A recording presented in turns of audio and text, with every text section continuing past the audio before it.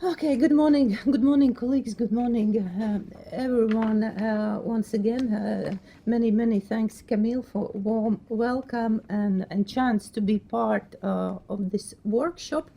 It's a really huge pleasure to be in Southampton and this beautiful city and university, blah blah blah, and I'm happy to meet so many inspiring and amazing people, and I think this is a unique chance to build very important connections and engage in meaningful discussions on topics that are so important for all of us. And once again, to shortly introduce with myself, my name is Kristīne. I'm from Latvia. I'm a research fellow at Rigas Stradiņš University, and today I will share quite interesting and certainly timely topic: neutrality vs collective security, and under it rising very important question: is it a growing European dilemma? And I would like to start my presentation by describing the current situation, how I see the current situation, the reality we live in today, and of course, no doubts that today we live in a fast-changing world where the international environment is facing significant and unpredictable challenges. And to frame this, I want to refer to historical and public intellectual Yuval Noah Harari, and a quote from his book Nexus, and the main idea goes approximately like this: that over the past 100,000 years, society have accumulated immense power, and yet, despite all our discoveries, inventions, and conquests, now we find ourselves in an existential crisis. And let me say that today the world is on the verge of ecological collapse, as well as international relations and domestic politics are plagued by growing tensions. And on top of that, we are rushing headlong into the age of artificial intelligence as a foreign information network that threatens to destroy us. And here is this important question: why are we so destructive as very clever human beings? And can we learn anything from this statement, and or draw any conclusions? And actually, Harari urges us to reflect how complex are relationships between information and truth, bureaucracy and mythology, as well as wisdom and power. And regarding this, he studied how political systems such as the Roman Empire and the Catholic Church, and as well as the Soviet Union, collected and used information to achieve both the good and the harmful goals. And these historical lessons shows us how power and information have always been deeply interlinked, shaping societies for better and worse. And we see these. We see that these tensions shape the very foundations of our modern world, and I think they are more relevant than ever now as we navigate these challenges to today's reality. Yeah, but focusing directly on neutrality, we can say that for many decades, neutrality was considered as a reasonable strategy that protected states from the political and military ambitions of great powers. Um, yeah, but again, let me say, today today neutrality appears like less like a protective mechanism, but more like an outdated and even risky strategy or approach, because the risks facing Europe are evolving, and I believe that yeah, this traditional assumption of neutrality are no longer sufficient to address new geopolitical challenges.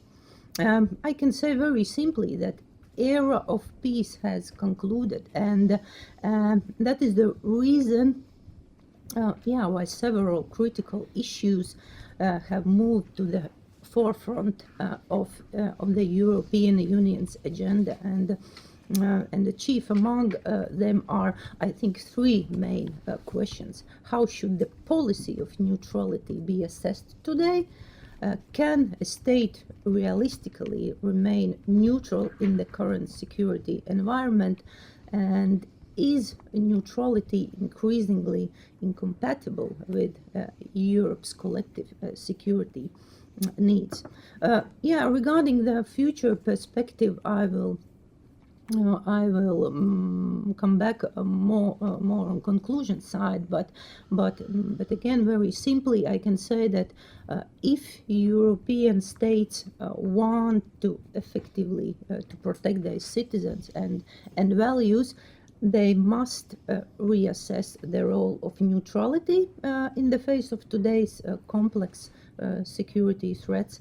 And the second, the future of Europe's security may depend on how we redefine and adapt neutrality to the realities of modern threats.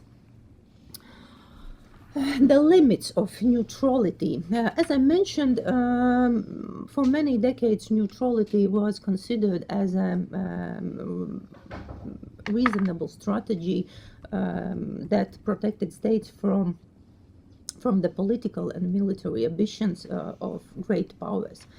Historically, neutrality promised non-involvement in conflicts, ensuring a state's independence and shielding it from international conflicts and wars. Countries adhering to neutrality often manage to avoid the consequences of regional conflicts, focusing instead on internal development. But all is not as good as it looks like, because history has repeatedly shown that in times of crisis, neutrality does not always provide reliable protection. Multiple historical examples suggest that for smaller states, neutrality has often proved as a fragile and ultimately ineffective policy when confronted by ambitions of larger powers. And many examples. One example during the Nazi invasion, for instance, such countries as Belgium, Denmark, Netherlands, and Norway had all declared neutrality, but yet all were ultimately occupied. So these examples show that while neutrality may seem convenient in theory, it's often fragile in practice, and especially in the face of powerful state interests. And yeah, maybe it will sound quite sharp, but in my opinion, as Europe becomes increasingly complex and geopolitically complicated, neutrality as a primary means of defense may become more dangerous than ever before, and I will explain why. Evolving threats are the challenge to neutrality, and unfortunately, I must repeat that the ongoing Russian Federation war in Ukraine still is the biggest long-term security threat. But we see that also the global economy is becoming increasingly unpredictable.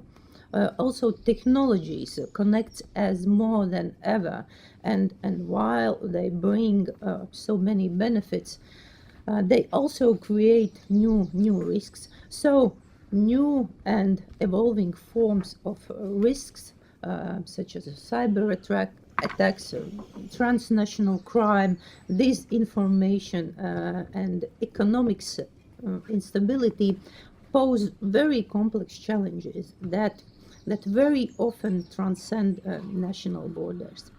And in this security landscape, even traditionally neutral countries such as Sweden, such as Finland, and Denmark have started reconsider their positions, recognizing that neutrality no longer offers the guarantees it once did. So for European states seeking to protect their citizens and democratic values, I think the fundamental rethinking of neutrality has become very necessary. Well, moving forward, we see it very well that the changing security environment has also accelerated institutional transformation within Europe.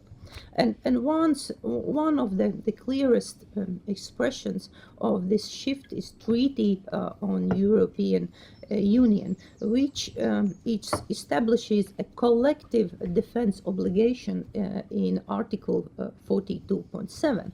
And actually this article was first invoked by France following the tragic Paris terrorist attacks on 2015, demonstrating that member states are willing to support each other in times of crisis. And this article set down that if one member state is attacked to other EU member state must provide assistance by all means in their power. However, very interesting that this clause also respects specific characters of certain member states' security and defense policies, actually allowing to stay their national security policies and neutrality. And I will explain more this idea with this slide. So as I mentioned, Article 42.7, this clause also respects the specific character of certain member states' security and defense policies, allowing neutral countries such as, for example, Austria, Ireland, Malta, and Cyprus to maintain their non-aligned status, even if they are outside from NATO framework. But of course, I have to admit one very important point here.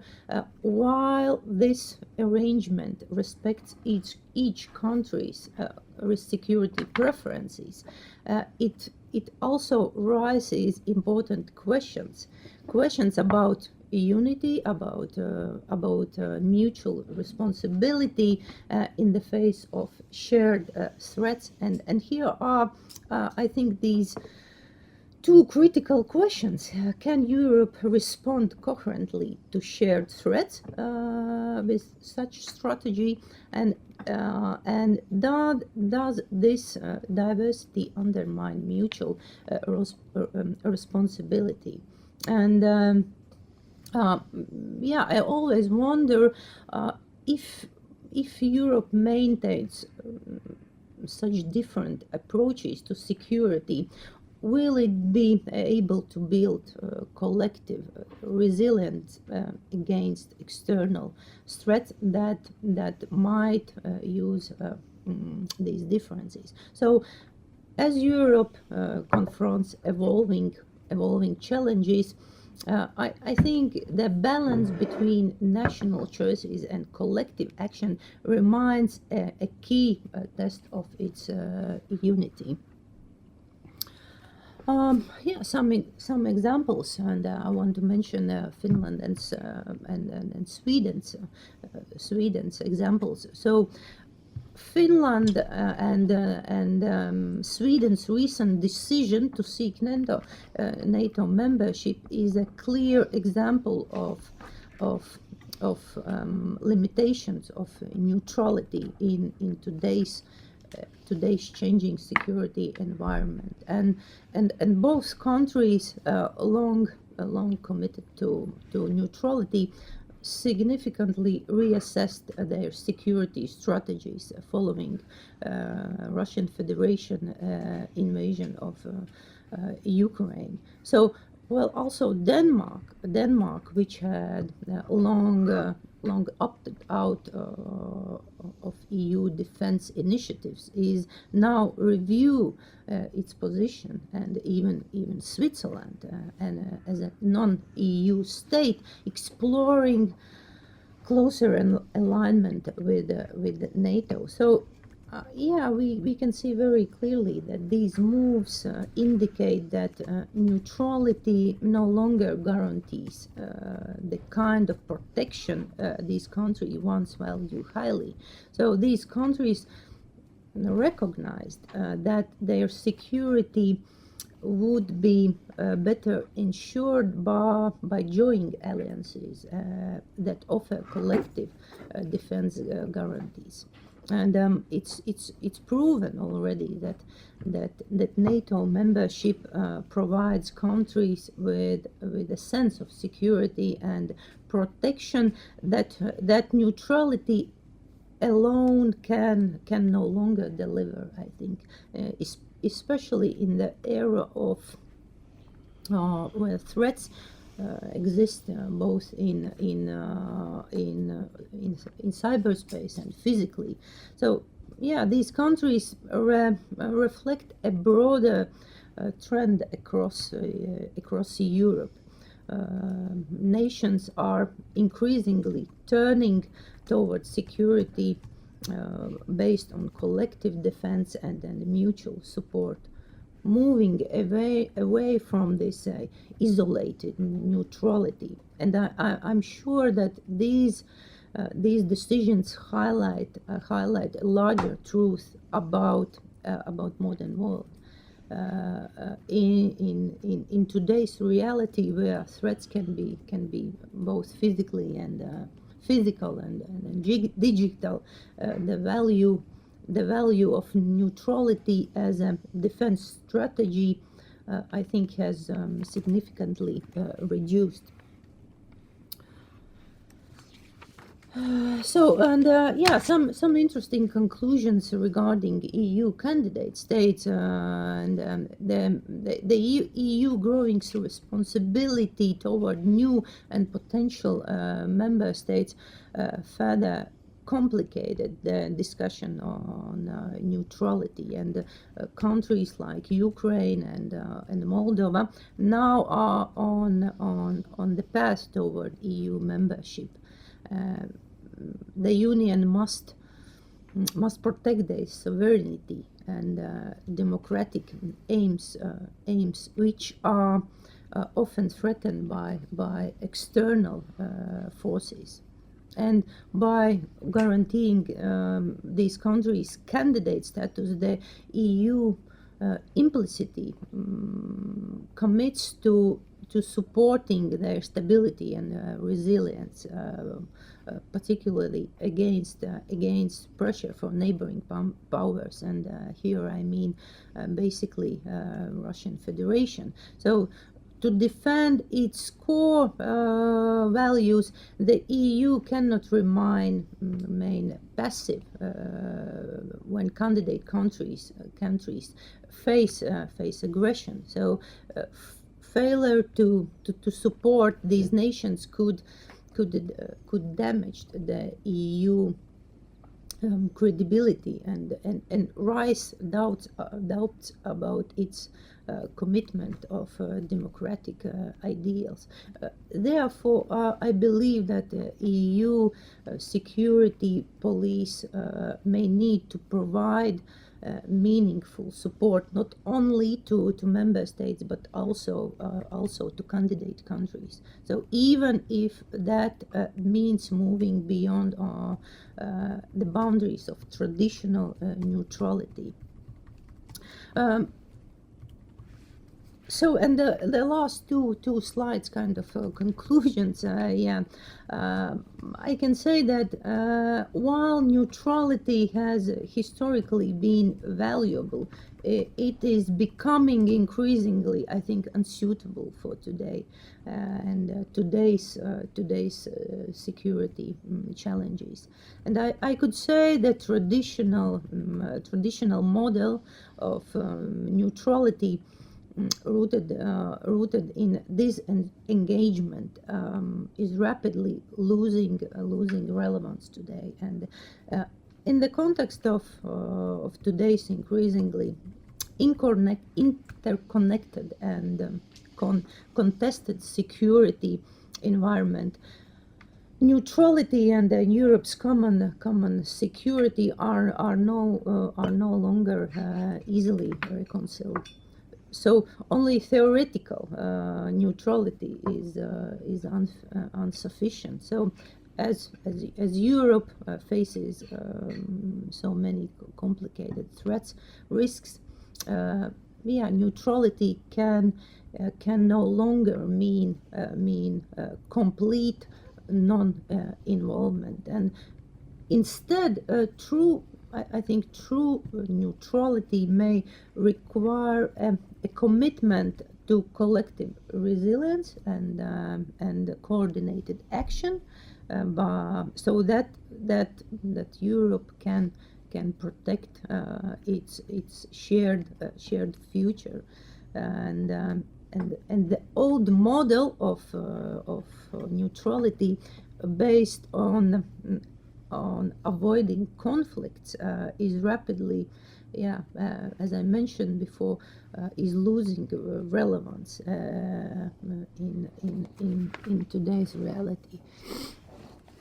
So, but looking ahead, Europe. What we can do? We can prioritize unity, collective security, and resilience, rather than outdated doctrines that could leave it vulnerable. So only by redefining neutrality to include proactive engagement with modern threats, we can ensure a safe and stable future for European countries, for all its members and partners.